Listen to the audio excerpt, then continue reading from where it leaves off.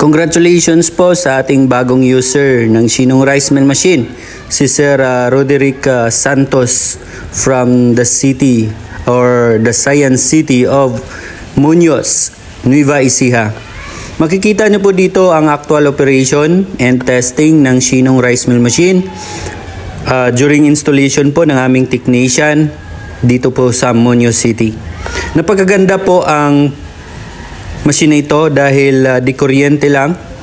Makikita po ninyo na ang palay po dapat po naibilad ng maayos at talagang maiwasan ang pagkadurog para yun. Meron pong durog dahil siguro hindi masyadong naibilad itong palay na to. Kapag maganda po ang pagkabilad, 14% po ang palay, ang moisture content ng palay, maganda po ang output ng bigas. Dito, nakikita natin medyo manipis po yung palay or bigas. Yun po ang isang klaseng variety. At maiwasan po yung pagkadurog kapag naibilad ito ng maayos. At ang variety ng bigas, depende po kasi yun. Ang kagandahan dito, meron na po itong distoner na naka-built-in sa machine natin. At sineseparate niyo ito, yung mga maliliit at malalaking mga bato. Kahit yung mga buhangin, yung mga white sand, parang white sand, kaliit, ay kayang-kaya niya po i-separate.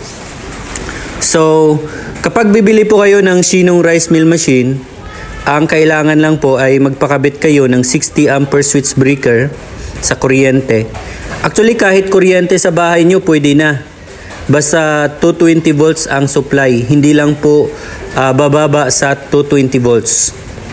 Hindi na kailangan ng 3-phase transformer dahil single phase lang po ito. Impeller type po ang machine na ito. Hindi po tayo gumagamit ng rubber rolls. Tingnan nyo, ito po yung control kung gaano po kalakas yung labas ng ipa. At kung gusto natin na pino yung darak, ayan po.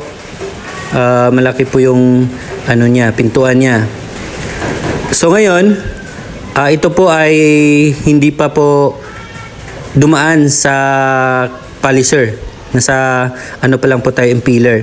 Ngayon dadaan dito sa whitener polisher natin. Kaya depende po sa inyo kung gaano kaputi. Parang brown rice lang rin, pwede po. Kapag puting-puti po talaga, marami po yung darak, ilagay natin sa 4. Ito yung amperahin niya. Ayan. Yan po ina-adjust po ng ating technician. Yan po ay control ng ating ampemeter. So ngayon, ang kagandahan sa machine na ito ay kahit babae ang mag-operate ay kayang-kaya dahil plug and play lang po ito. Madali po siyang i-operate.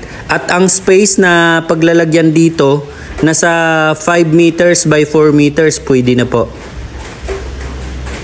So liit lang yung space.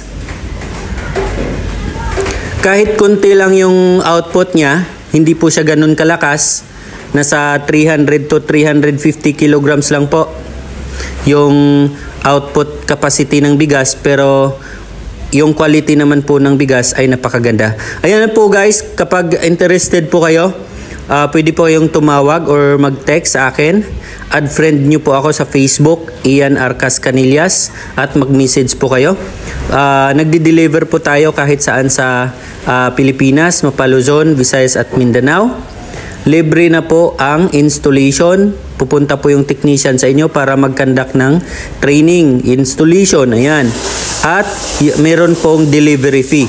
Kahit nasa Luzon, dati kasi free delivery yung Luzon area kahit hindi tawid dagat.